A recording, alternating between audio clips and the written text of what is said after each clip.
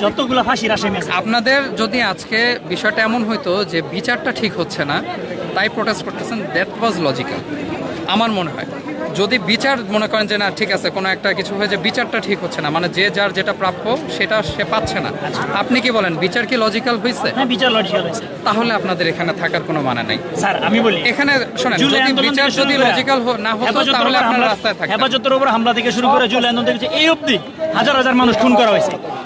সেই হাজার হাজার মানুষ খুন করার বিনিময়ে আজকে একটা রায় আমরা পাইছি। এর আগে তো যেগুলো চলে গেছে আপনার রায়টাই তো মেইন।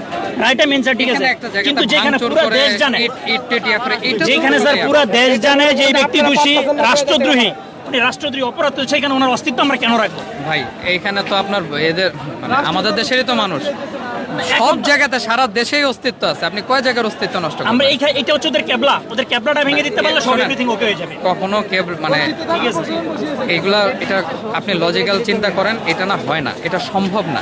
আপনি যে কাজটা করতেছেন, আপনি যদি এটা পারেনও, আপনি যে জিনিসটা চাচ্ছেন এটা তো মানুষের মাথা থেকে তো যাবে না, মাথা থেকে যাবে যেটা ভাঙছেন সে সেখানে আবার বাড়াবে। ঠিক আছে স্যার, আমরা জানি মাথা থেকে যাবে না, কিন্তু